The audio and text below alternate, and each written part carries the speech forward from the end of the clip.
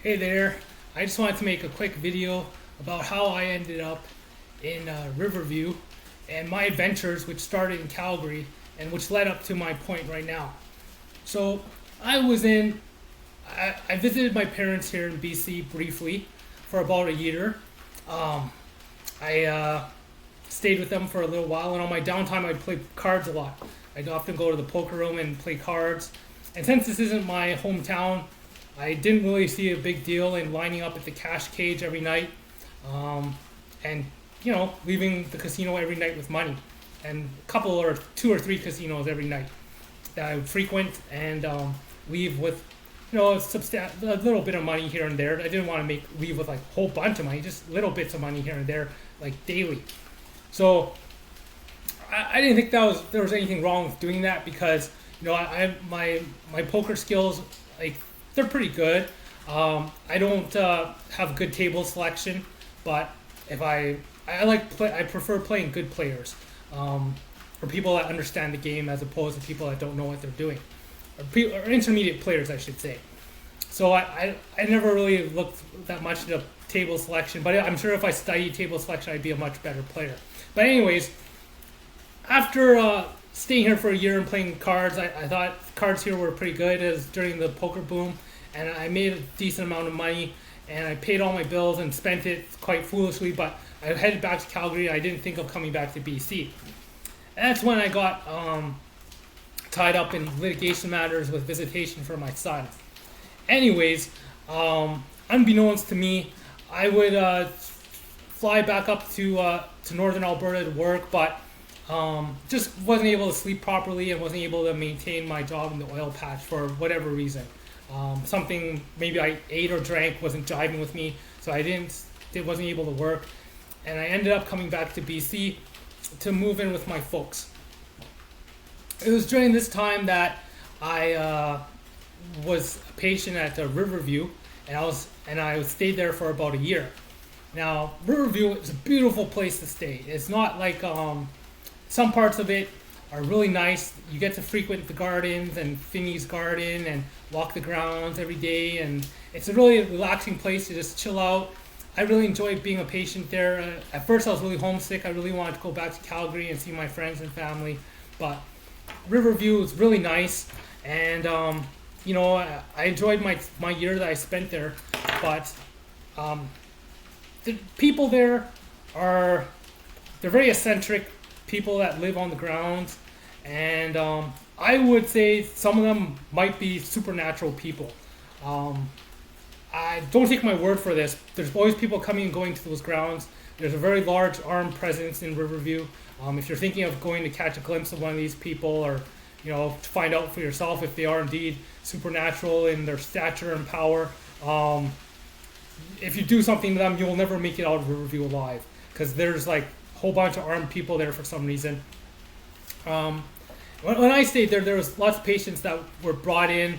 They'd stay there for a little bit, and then I'd ask what happened to so-and-so, and then they say, oh, he left or he died. And there were lots of patients just coming in, being brought from wherever in the lower mainland, and then passing away in Riverview. So this is where all this supernatural, freaky, paranormal stuff happened to me. It was in Riverview Hospital. And, the government and the Bible says that we're not supposed to commune with dead spirits, but the government isn't shy from dabbling in the black arts. I would say it's something that they have great knowledge about. It's not something that they turn away from, and the occult is something that they study. If you're a doctor and a scientist and you look into the occult, lots of your colleagues will call you quacky or crazy, but it's a real field of science. It's a black art, and it can be dangerous to dabble in these types of things. But anyways, so these people are generally nice, but it was here that when I was laying in my bed, okay, this is what happened. I was laying in my bed. This is the freaky thing. I was laying in my bed, and I have about half a dozen doctors that see me from time to time. And one of my main psychiatrists came in, and he asked me if I was going home to visit my parents that weekend. And I said, yeah, maybe. I don't know. Because usually I was just sitting in my bed playing on my laptop. And he said, then he left left the room, and someone that looked like my psychiatrist, I don't know if it was him, but it was someone that looked like my psychiatrist that walked in the room and asked me that. All of a sudden, this light above the ceiling, I just started having this, it started communicating to me. And like, I just laid in bed for 3 days, didn't eat, didn't sleep, then just laid in my bed communicating with this deity or this being. And the staff must have been directed to not interact with me during this time. I don't know why, but they didn't come to ask me if I was okay or if I needed something. But it was obvious that I was in a trance-like state. I didn't drink, I didn't eat, I didn't sleep for 3 days. And this deity or being is extremely funny. It was able to convey my afterlife and what awaited me. And basically letting me know that, and you're not going to believe this, but just like that I was destined for godhood, not just in heaven, but on earth. And this is like very exciting news to me. I was extremely happy and euphoric. It taught me a great deal of things I didn't know of before. If you want to know what kind of being this is, it's similar to what Saint Ignatius saw. I studied the life of Saint Ignatius briefly on Wikipedia, and when I read about his super paranormal experience as a soldier, when he was laying in bed and he saw this thing during a stay in a hospital, that's what I saw too. I saw the same thing as Saint Ignatius, except Saint Ignatius said that being was he described it as being evil or demonic, but I didn't get that sense at all. He described it as being connected to a serpent, but I had images of this being being almost omnipotent here and being the creator. Almost, you'll say I'm crazy, but this being is like I would say with like Jesus' father. I like Lucifer and the Archangel Michael's father is how I would describe him, and you could feel like his power and his presence, and it was just really amazing to experience this paranormal activity. One of the patients got so jealous, they started crying, and they were saying things in their bed while I was experiencing this. One of my bedmates, and it just happened when all the other patients said they were going to Finney's garden to camp outside. It's right when they did that, this experience happened to me. And the patients and staff didn't, I don't know if they recorded it or what, but this trance-like episode, it's similar to what Edgar Cayce used to experience when he would lay in bed and enter a trance-like state and just see images. So this was really cool, and I never really had like assurances of an afterlife or heaven, but I was assured after that point. So it made me really happy. Which brings me to my next point. Riverview is a facility where the government has a vested interest in controlling paranormal and supernatural people. Maybe you might even describe them as being mutants, like in the community, like through medication and chemistry, because they understand how the brain works and how certain powers like psychic abilities and telepathy might manifest themselves. So if you go there, these people are they keep to themselves, they're quiet, they're generally nice, they'll leave you alone if you leave them alone, but they like to keep to themselves. But a great number of them live in those cottages. And trust me, I was having sex telepathically with someone. I'm not a telepath, but they could transmit thoughts to me telepathically, and it was like the best sex I ever had. But my stay there was totally, I wish they didn't shut down Riverview. I was one of the last patients to stay there, but it was a life-changing, spiritual turning point in my life, and it was one of the best things that ever happened to me. These patients, they're you can tell, like, some of them carry walking sticks, and they seem like, someone would argue that the prophets and the saints might have been mutants, or people that they're generally not the same as the general population. They're one of those people. And my stay there at Riverview and my interaction with them, I really do miss a lot of them. We didn't talk much to each other, but I enjoyed my stay there and getting to meet them. A lot of them were older, some of them were in the younger crowd, but don't piss them off. Some of those people that they brought in to Riverview to meet these people, they ended up, lots of the patients died while I was there, lots of them disappeared, and I don't know what happened to them, but that was just my stay at Riverview. If you ever seen a movie like Akira, where where one of the characters, he becomes so powerful at the end. Oh, spoiler alert!